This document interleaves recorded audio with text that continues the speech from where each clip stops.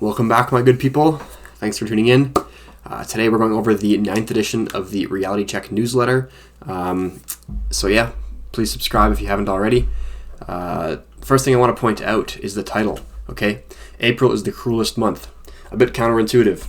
April's not really associated with cruelty. Usually it's associated with springtime, fertility, happiness, green, flowers, summer's coming. That phrase, April's the cruelest month, actually comes from a poem called The Wasteland by T.S. Eliot. It's maybe 300-400 lines. It's kind of dense, hard to understand, but if you're of the literary bent, it might be worth reading. Anyways, the first 4 lines of this poem are pretty famous. April is the cruelest month, breeding lilacs out of the dead land, mixing memory and desire, stirring dull roots with spring rain. So that's a little Easter egg for you there. The painting of the month is A Mask for the Four Seasons by Walter Crane, 1904 or not 1909, sorry. So you can see that the 4 seasons are depicted here. So I think we have winter, and then spring, summer, and then autumn on the right. The poem of the month is A Little Prayer by Robert William Service, who was born in Europe, I believe, but then came to Canada and the Yukon for the gold rush. Wrote a lot of poetry. I think Canada claims a lot of it, even though he wasn't born in Canada. But kind of a cool guy. I'll read the first stanza here for you. Let us be thankful, Lord, for little things, the song of birds, the rapture of the rose, cloud-dappled skies, the laugh of limpid springs, drowned sunbeams and the perfume April blows, bronze wheat a-shimmer, purple shade of trees. Let us be thankful, Lord of life, for these. Just a fun little April poem. Well, I'm not sure if it's an April poem, but it says April in it, so I always try to pick something seasonal, so that's good. Okay, next section here, on to a very famous painting by Michelangelo, famous Italian Renaissance painter, The Creation of Adam, as it appears on the roof of the Sistine Chapel, roof or ceiling rather, not the roof. During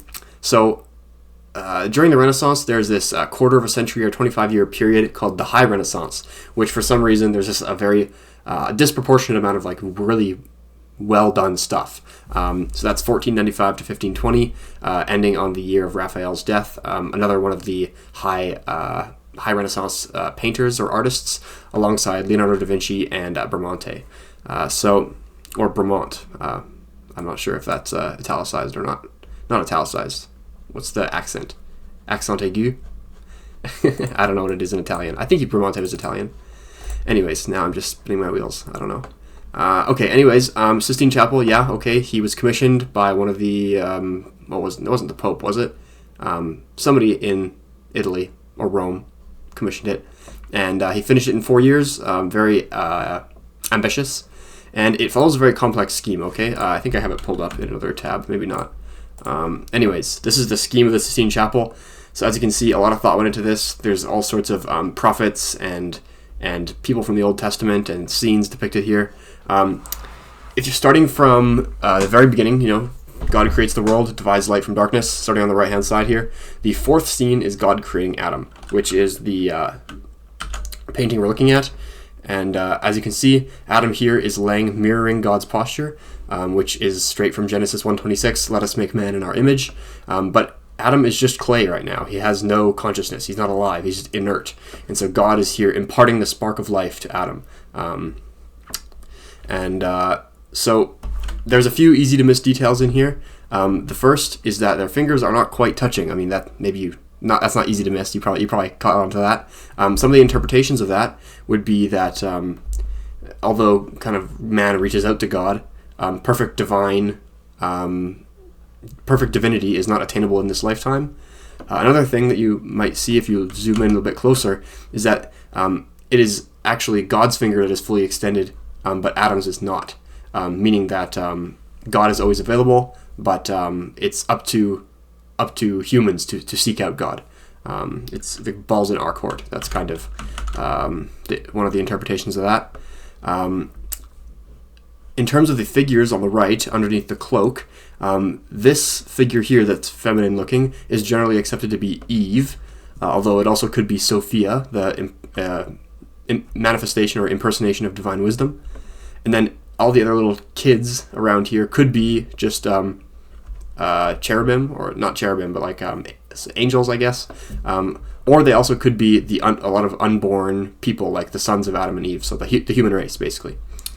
Other easy to miss details is that some people have argued that the shape of God's cloak is supposed to mimic an anatomical brain, which may or may not be a far stretch. I'm not sure. Here's a little depiction of that. So the different lobes of the brain is like segmented, and apparently that's supposed to look like a brain. I'm not sure. That might be a bit too far for me, but either way, there you go. Essay of the month, okay. Northrop Frye's Defense of Literature and Classics. Short story of the month. Here's our quote of the month from Tolkien, the man himself. He says, "For myself, I find that I become less cynical rather than more, remembering my own sins and follies, and realize that men's hearts are not often as bad as their acts, and very seldom as bad as their words." Very optimistic. Thank you, sir. Okay, next one here on the Devil's Trill Sonata. Here's a picture of Giuseppe Tartini, excuse my Italian, in his dream of the devil playing him a violin. So in 1710, our aristocratic young man here is studying law at the University of Padua in Italy. He's kind of ambivalent about law, though. He's more interested in fencing, which he was quite good at, and also playing the violin. His father dies, unfortunately, and then he rejects his late father's advice and marries a girl who's 2 years older than him and quite poor, named Elisabetta. And apparently she was living, or not living, but was coveted, perhaps romantically, by someone in the church, a cardinal, yes. And he was not so happy that she got married off to our man Giuseppe, not sure how to say it, sorry. And he leveled him with an abduction charge, even though they were married. It makes no sense. So he flees, disguised as a monk, to another nearby city of Assisi. While there, he's playing the violin, gets pretty good. He's earns him some recognition. The cardinal kind of wants to make peace with this newfound violin celebrity, and so invites him back to Padua. So he was able to reunite with his wife. Then while he's there, he's practicing lots of violin, getting good. And he has a dream in 1713, and an account of which is preserved in the journal of Jerome Lalande, and I'll just read it out here. This is a translation, of course. It says, "One night in the year 1713, I dreamed I had made a pact with the devil for my soul. Everything went as I wished. My new servant anticipated my every desire. Among other things, I gave him my violin to see if he could play. How great was my astonishment on hearing a sonata so wonderful and so beautiful, played with such great art and intelligence, as I had never even conceived in my boldest flights of fantasy. I felt enraptured, transported, enchanted.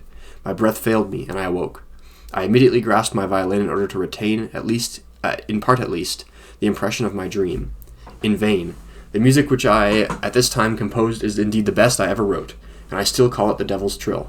But the difference between it and that which so moved me is so great that I would have destroyed my instrument and have said farewell to music forever if it had been possible for me to live without the enjoyment that it affords me." So that's pretty crazy. Just one small thing in his life totally altered the course of it. So this experience is kind of similar to Kekule. I forget his first name. What is it here?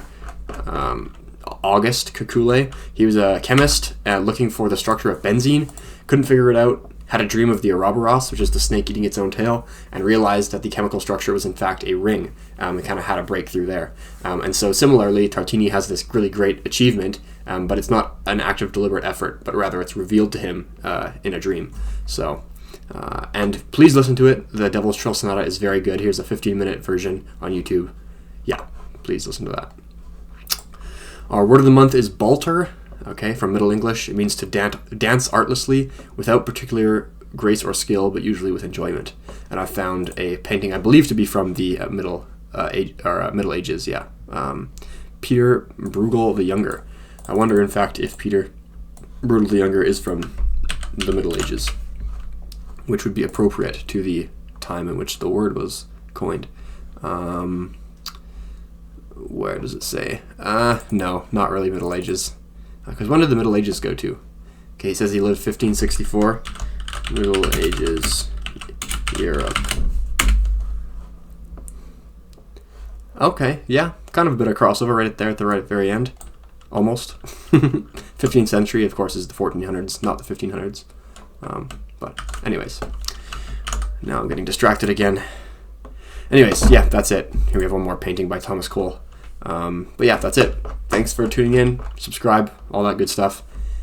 Yes, I'm going to stick with it. So if you subscribe, there will be stuff coming out next month. I promise. Thanks again. See ya.